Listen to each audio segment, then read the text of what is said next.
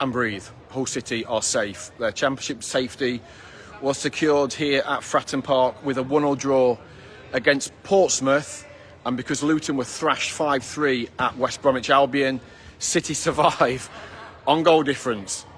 It was that close. It was, that last the last 45 minutes or so were horrible, frankly. Although you knew that Luton were on the way to losing at the Hawthorns, City were 1-1 at that point, and that was a long second half. And when the referee put 7 minutes up again for added time, it was nervy, it was tense. But in the end, they got what they came for. They got the positive result, coupled with results elsewhere. But the Luton result was obviously absolutely crucial. Not that anybody really cares now, because it's done and dusted, and we can all kind of try and move on from what has been a horrible season. But the game started really, really well for City. They were dominant in the first half an hour. They should have scored before Matt Crooks did score after 18 minutes when Gustavo Puerta's corner was flicked on at the near post by João Pedro, and Crooksy turned. He's a good human being, is Matt Crooks, a really good human being. He turned in to give City the lead, and they had chances. If I'm honest, today was a microcosm of City's season. The previous 45 games rolled all into the 46th. Because they had plenty of possession at times.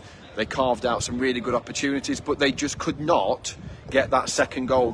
Gowhart went through in the first half. He should have scored. He saw it. Got the shot saved. He went through in the second half. He saw it saved, and then Pedro, I think he blocked the follow-up from Pedro. There was a header from John Egan that looked like it was going to go in the far corner. The goalkeeper tipped it away, and Burstow come off the bench, somehow didn't score. They then obviously make a change, and the lad comes on up front and thrashes it in from the near post. The goalkeeper, Panda, should have saved it. It was just one of those where, it was just horrible. Particularly that. I felt kind of at half time, I felt really comfortable in the sense that City were 1-0, they were playing well, but obviously the issue was they hadn't got that second goal, and that's been so many times this season. I think back to Ruben's first game against Watford, where they scored, they had chances, they didn't take it, and then bang on the counter attack right at the end, they don't make a tackle, and Watford get that equalising goal, and they drop two. Well, they go from 3 points to 1 point, and the season has been littered with those kind of moments, really. But thankfully, and as I say, today was all about getting through. They started the day in the bottom three. I don't know about you guys, but I was absolutely petrified. I couldn't sleep last night. I couldn't eat any. I've had nothing to eat yet. I couldn't eat breakfast. I was so petrified, and I've kind of spent the week really since. And normally I try and be quite positive, kind of glass half full as opposed to half empty. But after the Derby game, I'd kind of almost. I don't know if it was kind of like that human instinct of going into defence mode of self-preservation, where I started to prepare myself for League One and trying to make things okay. Actually, there's a lot of local games. You've got Rotherham, Huddersfield, Lincoln's fairly close, Grimsby might come up. Still get to go to Plymouth for a weekend and stuff like that. But obviously, the overriding feeling about it all was sheer terror. That financially, what does it mean for this football club going down? Where does it put City in terms of Adrian's 5-year plan to get the club in the Premier League?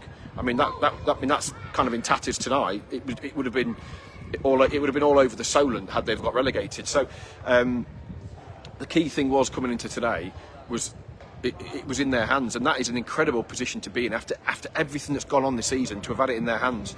And you kind of in that last 10 minutes thinking Luton are getting pumped. They were 5 at that point. I think they were 5-2 down at Albion, and we're 1 each. And you're thinking, if we concede here, how does anybody ever come back from it? Because Luton have lost and got smashed, but you've not done your job against a team that they were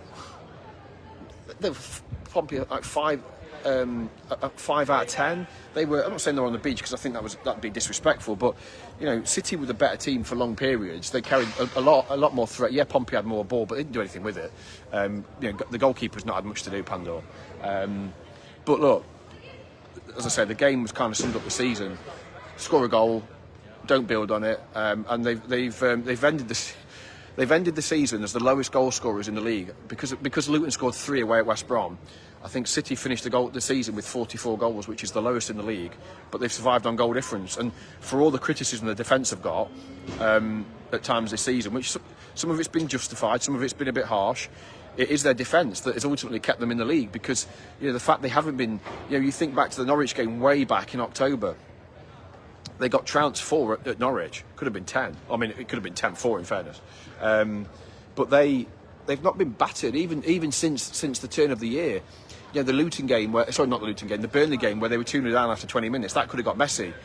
You think back to that, how important was that second half at Burnley not conceding? Because, so if they'd have had a couple of heavy defeats, coupled with the fact they can't score, they could have gone down on goal difference. So, look, thankful for small mercies.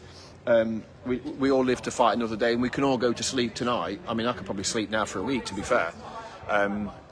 But they live to fight another day, and the key now, what you cannot do in football is rest on your laurels. Look, they've made a raft of errors from the moment last season finished, not too far from here at Plymouth. From the moment that obviously they decided to dispense with the manager, and we're not getting into that. Everybody has an opinion. Some say it was the right decision, some say it was a catastrophic decision. The fact is it was made, we've got to move on from it. But moreover, the recruitment decisions have been really poor at times this season, over the summer. Adrian obviously, he made it clear when we were out in Turkey in pre-season that he felt that they would be forced to leave most of their business until the end of the window. Effectively writing off August. But you can't do that. I think this has got to serve as a huge slap in the face and wake-up call to the owner and the people around him, that if you're not at it, if you are not at it in this league, you will get punished. You will get found out. Well, they've had a lucky escape. They've had a really lucky escape this season. They've survived on goal difference. It cannot be allowed to happen again. And how that looks going forward, I don't know yet. It's too... everybody will have an idea. But who was it who just said, so let's go back? Adam, striker and a number 10. Absolutely. They've got to sign some players. They've got to get pace in the team. Yes, they'll get Balumi back. He was here today. Yes, they'll get Liam Miller back. Yes, he was also here today. They'll get those two back, and that'll transform them. But they're so slow. In transition, they've got absolutely no pace. They've got to work with Abu Kamara. I watched quite a lot of his clips in the week, funny enough, from when he was here at Portsmouth last season. The way he was confident, he was driving at defenders, taking players on, getting crosses in, getting shots away. He looked frozen at times today. He looked I wouldn't say broken, but if you put the clips of Abu here at Portsmouth last season and the clips of him here at times this season next to each other, you'd say it was a different player. And they've got to find a way of getting Abu, the Portsmouth Abu, to become the Hull City Abu across the summer. So obviously recruitment is huge. They've got to find some speed. They've got to get players in that are quick. The transition is very slow. There's not too many contract decisions to make, really. Melanie, I just got to go. Yeah, get home safely. We've said for weeks, look, there is a reason to be optimistic. I think there's some financial situations they need to sort out behind the scenes. That is clear. The club is losing a lot of money per week. $500,000 is incredible. For me, you and everybody else, for normal human beings, you can't comprehend that level of finance. But in the Championship, it's not unusual. Most clubs lose, particularly the clubs that are without parachute payments. Most clubs of Hull City's size are losing that type of finance. So, but they've got to get that on. They've got to get that under control, and they've got to get a coherent strategy in recruitment. You can't have the owner's side of the business and then Jared and his team working separately. They've got to work together. They've got to fashion a situation where they're bringing in the right players that are going to have an impact. And I'm not personally. I think he's done okay. I wouldn't keep João Pedro. I'd cut him loose. You've got to get rid of Amrabat's got to go.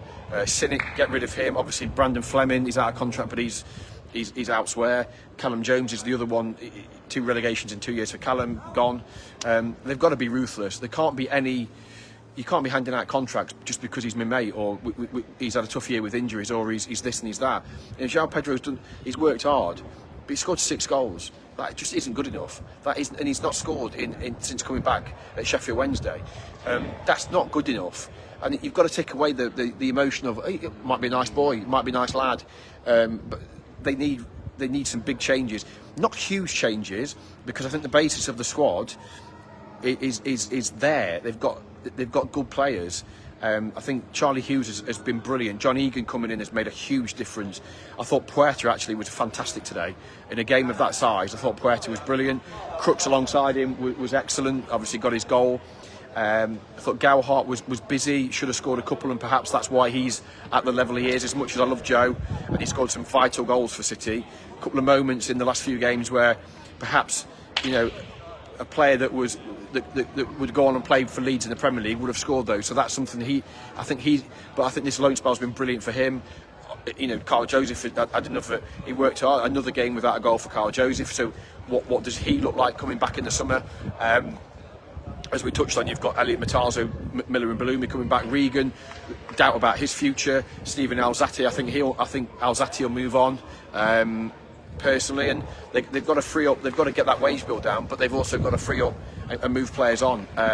So I think Alzati would go.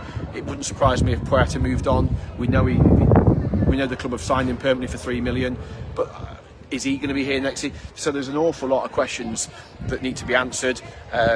You know, is the manager? You know, it will sound daft, but is the manager completely safe? You know, he came in with the team bottom, he's kept them up on goal difference, so in that respect, he's done the job that he was brought in to do, and that was keep City in the league. Does he want to stay? Do the club want him to stay? These are all questions that are going to come out in the wash in the coming days, I'm sure. Adjun, I would urge him to come out and speak to the supporters, and now, irrespective of what happened today, whether it was survival or relegation, he's got to now come out and kind of explain. I think he's got questions to answer on this season, but for me, I don't think you want to dwell too much on this season. I think they've got to learn the lesson and then move forward, and it's got to be about, right, what's the plan for the club going forward? You know, there's a lot of talk about would he sell the club if the club went down? Is he going to sell it if it stays up? I just think there's a lot of things that he needs to cover.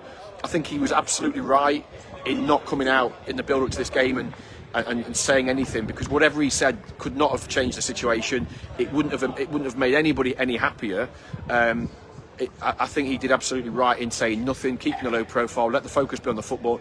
Now the football's done, he's got some big questions to answer in terms of what the summer looks like and what next season looks like, and also for him as well, because how is his commitment? What level of commitment does he have? Because let's be honest, for most normal, and we know he's not a normal human being because of the things he does, but for any normal human being, managing a worldwide media agency, media organisation would be fairly time consuming. I think we'd all agree. Factor in that he's now taken on the vice presidency of Turkey's biggest club in Fenerbahce and everything that goes with that. He's also got NK Maribor in Slovenia. He's got Hull City. That's far too much. So either if he's going to remain as owner, which I believe he is, if he's going to stay, he's got to. I'm not saying he should take a backseat, but he's got to delegate better and delegate and trust the people that he's got, you know, working for him to get on and do the job. And if he, I think that clarity of position, give people responsibility, trust them to go and do the job. You know, tell them what your transfer budget is, and trust them to go and find the players that can make this team better, and build on the, you know, on what is, you know, some good players in that dressing room. The likes of, you know, I think Sean McLaughlin's covered it. He's done really well recently. I thought Coyle led by example this afternoon when the going got tough second half. I think Puerta, as we say, but he might move on. But he's a talented boy. You've got Casey Palmer. You've got Matt Crooks. You've got Matarzo, Bellumi, and Liam Miller coming back. If you can get Louis Barry back on loan next season, which you've got a chance of now, you're in the Championship, no chance if you get relegated. Regan, what happens with his future? I thought he's been a miss today. There's a lot of questions that need answering, but ultimately we can all just go and breathe. They're a Championship football club, and that was the unimaginable stress, football-related stress that we've all gone through for the last 6 or 7 months. Because it was, let's be honest, if you've been regular watchers of this video, you will know that we've said from very early in the season they were sleepwalking into a relegation battle, and by hook or by crook they've survived, and that's all that matters now. They have survived. and we can all kind of just put this season to bed and just move on from it. But they have to learn from it. They've got to learn from it. Stewart, left back and the right back, I don't disagree. Certainly, I hope that Louis has a good summer and comes back the player that he was last season. He's had a really difficult season, but as a lot of them have. But yes, left back, they have to sign a left back. But that's another decision that's got to be made in the summer with what happens to Ryan Giles. Middlesbrough aren't getting promoted. They've lost to Coventry. They're not in the playoffs. That's a failure for them. Michael Carrick Michael Carrick and Jonathan Woodgate were the big drivers for bringing Gilo back to Teesside, but they've not. They failed. I mean, look at the money they've spent. You talk about the money that City have spent, but blimey, Borough have spent some money. What if Carrick stays? Do they try and get Giles back next season? If Carrick goes, then I can't see Giles being wanted back there, because it was, as I say, it was a Carrick thing. So then Giles comes back here. Does he get reintegrated, or do they try and farm him off on loan from? Because no one is going to pay £4 million for Ryan Giles, not a chance. So that's a decision they have to make. Christopher, I didn't. To be honest with you, I mean, I was nearly in tears at full time. I mean, I could go at any minute. I've got to be honest. So I'm not surprised that Adjun was emotional. He's an emotional kind of guy. And this, look, whatever you say about him, and some people like him, some people don't. Some people think he's a terrible owner. Some people think he's a great owner. Whatever you think about, he cares. He does care about this football club, and it would have.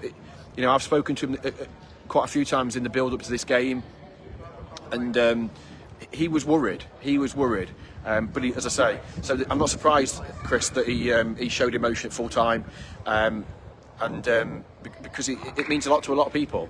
And those scenes, if you're in that away end at full time, those scenes look absolutely fantastic. And look, some of the celebration police will be out and going, you stayed up and this thing. Look, football's about memories and moments. Yes, it's been a terrible season. Nobody's arguing that. Nobody's denying it's been an awful season. Of course it has. But they've stayed up on the final day, and that is a moment to celebrate. I'm not saying we should have open top bus tours and ticker tape reception back at the the town hall for staying on in the championship on the final day. No, nothing like that. But you still have to. It's relief. It's that pent up kind of frustration and anger that people have had. It's just relief now. It's relief that by hook or by crook, it doesn't matter. They've done the job, and that is all that really matters tonight. They live to fight another day. We can all talk. Everything will take care of itself. Whatever happens, and there's going to be some big decisions made. Of that, there is no doubt. Some big decisions are going to be made over the next few days, weeks. But they're going to be made as a championship football club, and that is where we need it to be, isn't it? So yeah, Chris, totally agree. Luke, left back is an absolute. Matty, they've got to be ruthless. I don't know if you caught that earlier on, Matty, but I said they've got to be ruthless. There can't be any. As I say, I'd cut Pedro loose. You've got to cut Cynic loose. Fleming and Jones aren't at the club, so they'll move on. Amrabat, get rid. They've got to get sharp, and they can't be wasting money. They cannot. They waste so much money, and they've got to have a clear strategy of where they want to go and to be a success next season, whatever that looks like. But yeah, Matty, I need a cold. I'm going to go back to the hotel for a cold shower and just try and eat something, because I've not eaten since last night because I was just too scared. I didn't really want my tea last night, if truth be told, because I'd planned it. I thought I'm going to get up this morning. I've got a couple of cinnamon buns. I thought I'll have a cup of tea and a cinnamon bun, do a few bits before I leave for the ground. Nah, no chance. They're still in my bag. I couldn't eat them. Honestly, when I get nervous, I cannot eat anything. My mum used to say to me when I was little, years ago, you need to eat. If you're nervous, you need to eat. Have a slice. I'm like, I cannot. I'm not one of these people that can force it down. Say, Matty, I hear you. Safe trip back, because the fans were fantastic. Simon, you make a good point about Zambrano. That opens up now. I would expect the club to go and get Zambrano. Wasn't going to happen in League One. David, look, they need attacking players, because they've been there with it. They're where they are in the league, not because they've had a rubbish defence. They are where they are in the league because they ain't scored enough goals. They're going to finish the season as the lowest scorers in the league. As I said before, 44 goals in 46 games. It's pathetic, and that is why they are where they are. They've actually defended. I know we've criticised them, and they've made some shocking. They've conceded some shocking goals, but defensively they've actually been relatively. They've lost a game 1-0.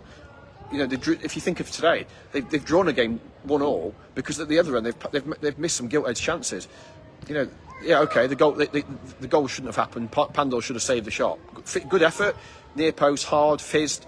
Goalkeeper should save it, but you know they've not won this game because they couldn't score at the other end, and that's been symptomatic of their season. So, you know, Stevie Wonder would know what this team needs. It's not rocket science, and we've said it for weeks, and I feel like we've all been broken records. But they know it. You know, I've spoken to Ruben.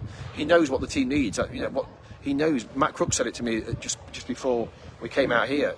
They've got to get goals in the team, and so that is going to be the big challenge over the summer. Luke, do you think Alzate will go? Yes, I do. To be honest, he's okay. He's neat. He's tidy. But what goal involvement? I think if you're going to play the setup they play this season with that your two holding midfielders, for me, Zambrano, Mitazzo, you've got Crooks that can play there. You've got Regan if he sticks around. I would, for me, if they can get good money for Steven Alzate, I think you've got to move him on. Yeah, Andy agreed about the signings. I mean, look, the recruitment has been a mixed bag, but they've signed too many, 25 players this season, whatever it is. They've signed a lot of players in the last over 60 players since January 2022. Too many, but they've got some gems in there as well. Let's not lose sight of the fact they've got some gems in that team. Egan's been a good signing. I think Egan's been fantastic in this last month. Kamara, I still like Kamara. He was not signed as a player that was going to play 40 games. He was signed as a player that could develop quietly whilst you've got Miller and Bellumi. Two very good signings. Mitazzo's a great signing. Puerto on his day is a fantastic signing. If he can replicate what we said, you know, he was really brave in that first half when they needed somebody to get on the ball and try and shift it from side to side and try and probe. Gus was that player. So yeah, Danny, we've done it. I echo everybody's. I'm just scrolling through. I tell you, why didn't Amrabat play? They didn't need him. There was never any point today when I'm looking at the game as it's going, and I'm looking at the bench and I'm thinking I need to bring Nordin Amrabat on. And there's never, no disrespect to him, but there was never any need to bring him on. So that's why he wasn't brought on. Just scrolling through the comments now. Jonathan, yeah, left back, right back, proven goal scorer. Agreed. Christopher, have we got the right manager in place? I like Ruben. I'm a big fan of him. I think he's a really nice bloke. Do I think it should have got to this stage? No. So, is there a decision to be made there? Potentially. It depends what you want. If it depends, doesn't it? But I think I don't think it's cut and dried. I do think there will be conversations, and whether Ruben is in charge for the start of pre-season, I don't know. If I'm brutally honest, I'd like to think so, but this is football. It depends who else is out there. But what this club is crying out for is a bit of stability. So, you know, if you're going to chop and change your manager again, it's a tough one. If push comes to shove, I would stick with Ruben. I would give him the summer. I would give him the opportunity to mould a squad capable of challenging, because if you look at results since he came in, they've been all right. You know, they're middle of the road, and he came. Let's not forget, he inherited a team that were in awful form, hadn't won I think in 11 or 12 games, weren't scoring, and were bottom of the league. It's not like he came in with a team 8th or 10th in with a shout at the playoffs, and then they've stayed up on the final day. He inherited a mess. He inherited a team with big injuries, devoid of confidence, all over the place in terms of their shape, what they look like, their tactical approach. They were a mess, and ultimately the guys kept them in the league. So whatever happens from now on in, he should always be remembered for keeping the team in the league when they started the day in the bottom three. But I do think that it should never have got to this stage. But I think it's a collective manager and players that should never have allowed it to get to this stage. They've had that many chances, as we've said before, 9 times they've won games, and they've not been able to back it up. So, you know, they've had opportunities, but it's a collective. I think to pin it all on the manager would be wrong, but I do think since the international break, the manager has made mistakes, and I think the players haven't been great, but they've got through it. So that's the main That's the main takeaway. Just scrolling through. I agree about. Let's keep looking. Lee, the club's a bonkers football club, isn't it? Let's be honest, it's absolutely mental, and so nothing would surprise you or me over the next few weeks. I'm going to have to wrap it up soon, folks, because they're going to kick us out, and there's obviously a lot more to be done. Christopher, I think you can attract good players. Though Hull City are a big football club. You know, there were 24,500 there last week. They've got some good players, and good players talk to each other. So they will be in it.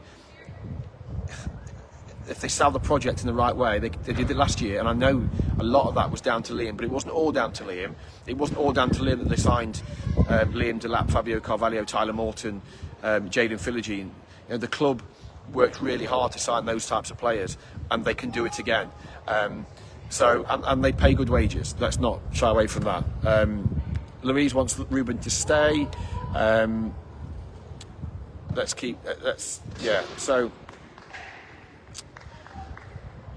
Right, I'm getting a nod from down there to wrap this up. So I'm gonna have to do it. And breathe. They've done it. Doesn't matter how. Hull City are a championship football club. It's been a long season.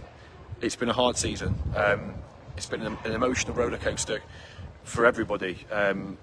It's been 46 games and 2 cup games. It's been hard work. It's been a privilege at the same time to cover this football club, to try and convey kind of what's going on to you, whether you're here, you're following, whether you're watching the videos, whether you're listening to the podcast, whatever it is.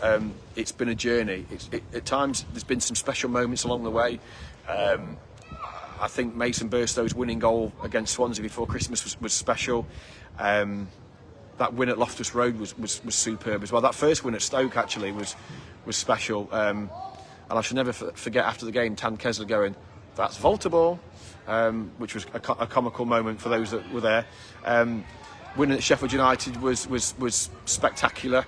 I never believed at Bramall Lane that City would not have it done and dusted, but for me, probably the moment of the season, apart from the full-time whistle here, was Charlie Hughes at Hillsborough. But we'll probably do it now. We can all sort of chill out a bit and relax and have a bit of fun with it. We'll probably do a podcast on the best and worst moments of the season. So drop them in the messages. I'll put a tweet out from the pod account later. If you're on Twitter, drop us your high and low of the season, because I'd love to see what they are. There'll be some crackers. But yeah, look. That's it now. We haven't got any more football until August. One of the positives I'd got in my head was, well, if we do get relegated to League One, at least the season starts a week earlier. That's a positive. And there's a chance of going to Wembley in the trophy. And it also was a chance for City to defend their trophy, because they've never, of course, since promotion, they've never been able to defend their trophy. And I was thinking, but there's some good away trips. You know, Bolton's a good one. Lincoln's a good away trip. Personally, I love Exeter. It was all, like I say, it was all self-preservation. So look, I'm sure you're all doing the same thing. So look, we can all just thank whoever we thank, what it looks like. And we can all move on. That's it from here at Fratton Park, everybody. Thank you as always. I'll have to take an unused packet of cinnamon buns to every game next season, to go with all the other crazy things I try and do to jinx the result in our favour. Right, I'm going to go and have a lie down, a cold shower, and try and get some food. Look, everybody, it's been a pleasure. It has been a pleasure to bring it to you from the front line all season. It's not been pretty. It's been really hard at times. But between us, we've got there at the end, haven't we? Not sure how many years I've got left. I said to Matt Crooks, that last 15 minutes today probably shaved 15 years off our collective lives. But they're there, they've done it. Thanks everybody for all your comments, all your support all through the season. I hope you've enjoyed some of what we've put together over the season. We all we ever do is we want City to win. We offer our opinion. We work our knackers off night and day, up and down the country, all hours. you know, to bring you the best coverage that we possibly can. And I hope at some point you found something interesting, you found something that's enjoyable, and what you certainly get is you get the emotion and you get the honesty. So that's it. Season 24-25 done. Hull City have survived on goal difference. Have a safe journey back, folks. If you've been here today, have a safe journey back up to East Yorkshire or wherever you're travelling across the country or into Europe or wherever. Keep in touch. You know, there's no holiday for me, there's no rest for me over the next few weeks. We'll have a podcast for you probably Tuesday, looking back on this. It might just be a collective like therapy session, kind of reflecting on what's been an absolutely mental season. But ultimately, City are safe. They're a Championship football club, and they live to fight another day. And we'll go again in August. If I don't speak to you before, have a good summer, whatever that looks like. It won't be quiet. It isn't going to be quiet. It's Hull City, isn't it? They never do things by half. So that's it. Over and out from Fratton Park. Thanks, everybody. Have a good summer, and we will see you on the other side.